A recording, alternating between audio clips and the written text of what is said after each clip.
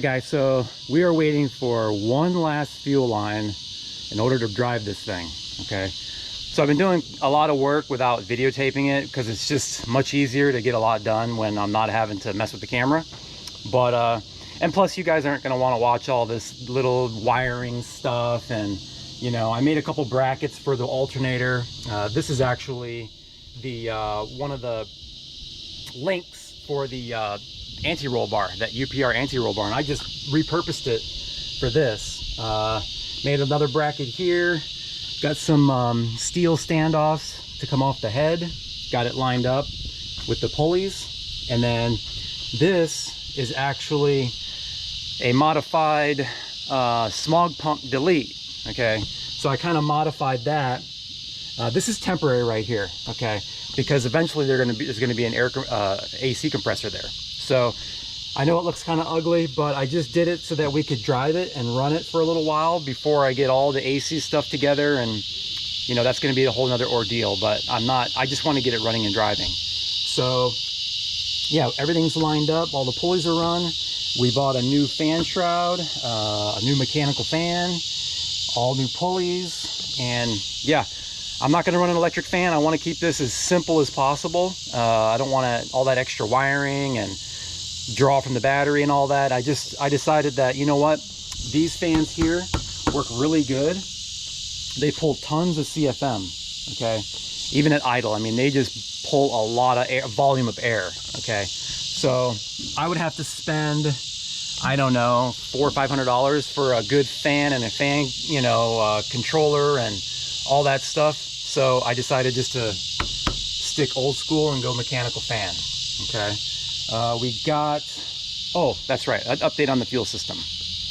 The fuel system, if you remember right, or if you remember, I welded two fittings onto the pickup, okay, the sending unit, and they were both -6. Well, I made the decision that I just abandoned the return, the -6 return, and ran a -8 return. Okay, so that's this here. And I just looked at it and I'm like, there's no way that this is going to be able to return enough fuel to keep the fuel pressure down around 5.5 psi. So I went ahead and I just put a bulkhead on top of the gas tank. Probably won't be able to see it, but yeah, I put a bulkhead right in the top of the tank, right up in here. There's no way you're gonna be able to see it, but I have a -6 here and a -8 here. The -8 is the return. So a little research I did, you know, told me that and someone actually commented on one of my videos saying they had to run a bigger return than the feed when you're using a high pressure pump. So instead of having to take this all back apart and redo it, I just went ahead and did it that way to begin with. And plus I already had the -8 line laying around, so I didn't have to buy any -8 line. But we are still waiting for one more line, the feed, to come from here. And I ran out of line all up to here, around this area in the car. And there's a filter here. And then I just need a piece that goes from there to there. And yeah, we can fire it up. So got a radiator. This is CX Racing radiator. It's really nice. It's very, very similar, and I wouldn't be surprised if it's not the exact same radiator as my SVE radiator that is in this car that LMR sells. I mean, they are like, if you look at it, it looks like they were set up on the same jig.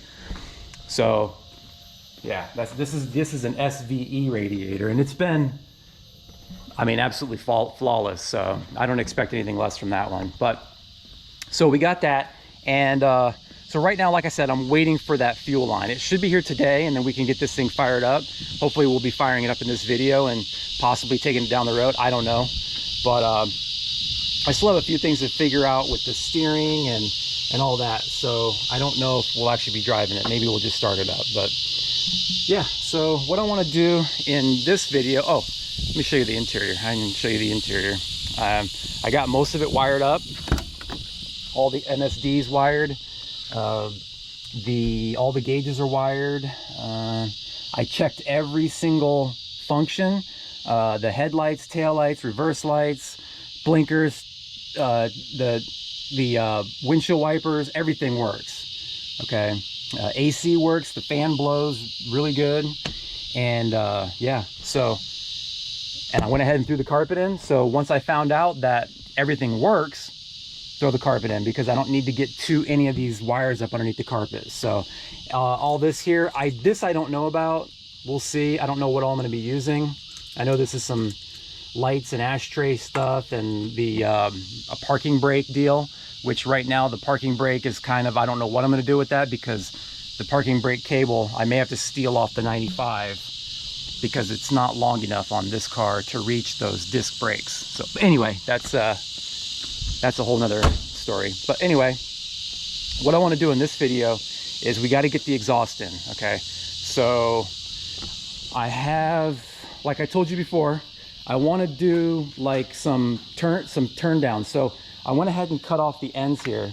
Okay, and we're going to use this. I had this from a long time ago. This is a 4-inch Vibrant aluminized steel UJ. Okay, so we're going to do 4-inch turn downs. Now that may be a little overkill. I was looking at it and it's freaking huge. I mean, if you look at it, that's going to be massive. So I don't know what it's going to sound like, but I mean, it's really not going to change like the performance or anything like that, because ultimately it's coming through a 2.5-inch tube here, and it's just the outlet, you know, it's just the turn down. So, and it's not going to help me in performance wise, but it's what I have, and it may sound cool. I don't know. And it's probably going to have like a really deep sound. But so I'm going to cut it here, right here, and then I'll cut a section here and here, and that'll give me my turn down on each side. And we'll weld it to the mufflers. The H-pipe, I don't have to do anything to. I've already test fitted. Everything fits really good with that. So let me go ahead and get this cut. And I'm not gonna TIG weld it. I'm gonna use my MIG welder and just slap it on there, because I don't really care. It's not that big of a deal. I'm gonna use this guy here. I should have a full tank of gas on that. So I'll just wheel it out here and weld it up. And then we can go ahead and install the exhaust. Once I get the exhaust installed, then we're just waiting on that. It should be here today, the fuel line. So let me get this going, and I'll be back.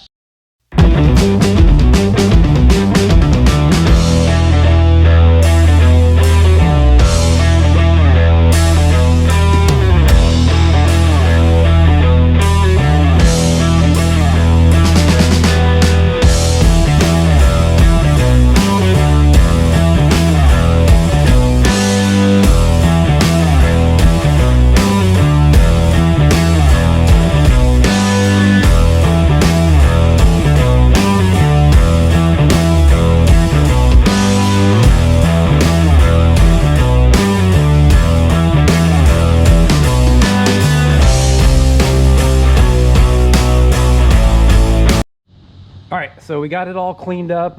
Got each turn down kind of mocked up a little bit. It doesn't really turn down much. I mean, a little bit. You can kind of see it goes down, but I probably should have used this part of the UJ and made it turn down more, but honestly, it's not that big of a deal. I've actually run them with nothing. I've just cut the flow tubes off and just run it straight out the back. So a little bit of a turn down will help get it away from the you know, up underneath the car. So I'll kind of kick it out a little too, you know, kind of like not just straight down but pointed that way. So yeah, it'll be all right. So let me grab my welder and we'll weld this up, and then we can start mocking it up in the car, because I need to also when I pulled it out of this car, these were all busted. All the hangers were broken off. So I'm gonna have to come up with some kind of hangers. I don't know what I'm gonna use. I probably have something over here that I can use to make something. So I don't know, we'll see. But let's get this welded up and then move on from there.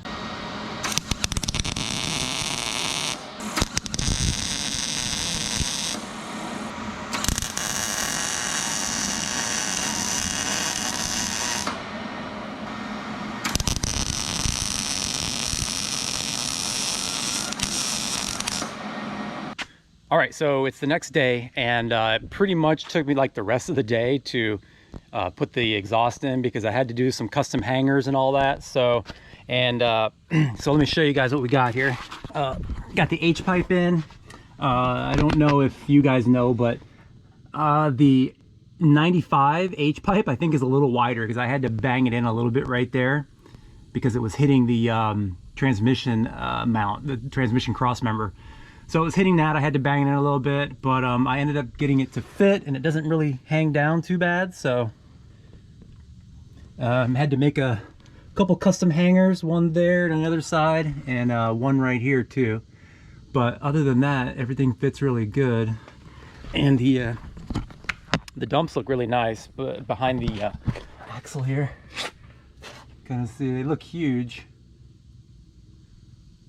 So yeah, so let me get this thing back on the ground, and then we'll start it up and see what it sounds like.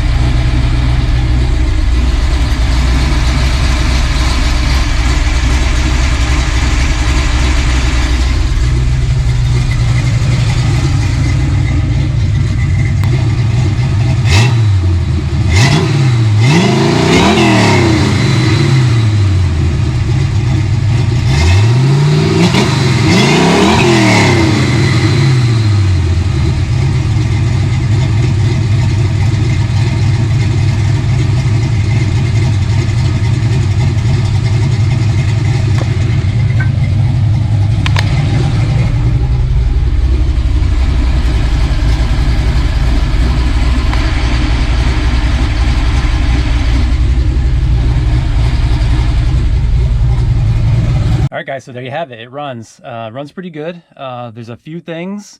I did actually start it before I showed you guys starting it because it took me a little while to get the timing set to where it would actually just kick right off.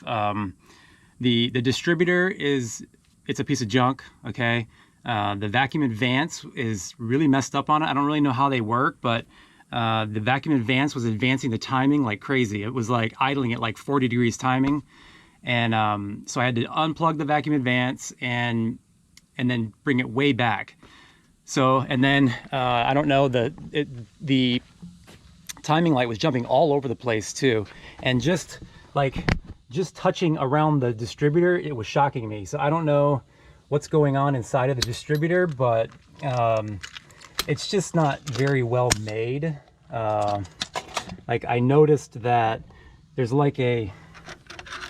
a ground here that's just like kind of floating around. I don't know what's that supposed to hook to. There's one bolt there, but yeah, I'm not happy at all with that distributor. So I'm gonna order a different distributor. It worked better when I unplugged the vacuum advance and just run off the whatever mechanical advances in there. So right now the timing is at like 17 degrees at idle, and then it goes all the way up to 40.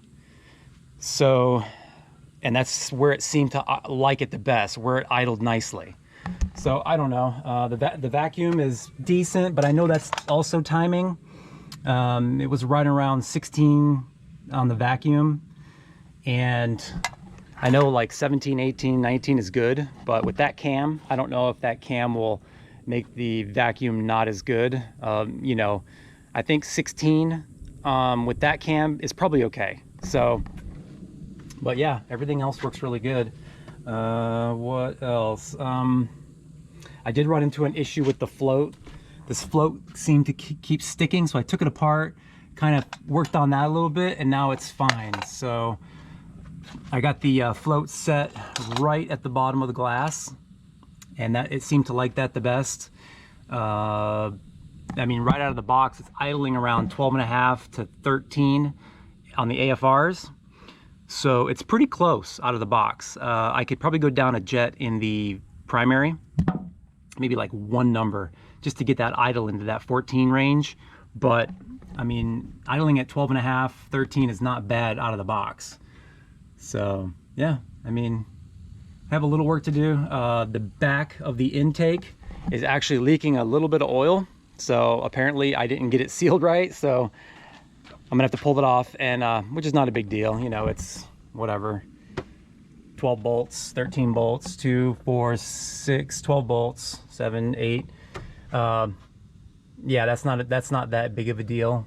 Pull that off and reseal that back. You can see there's a little bit of oil pooling up on the back there. So not a huge deal, but I was hoping that wouldn't happen. But the front's good. You know, I didn't use a gasket. I just used the silicone. So I must not have got enough back there. So, but hey, we got a running car. Now it's on to other things. Get the interior finished, get the dash in, seats, all that. And yeah, it definitely idles really cool too. It was the temperature never got up to more than 180, 190.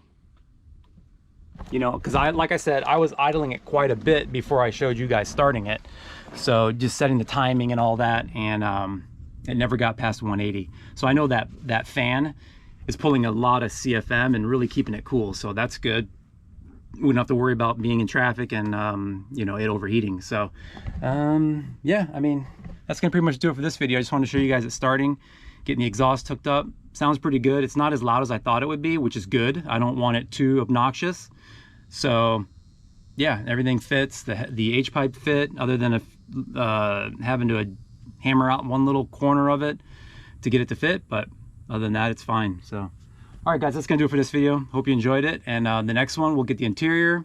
I bought a speaker system that I'm going to install, and we'll do the dash. So the next video will be like dash, speaker system, and all that. So anyway, check y'all later.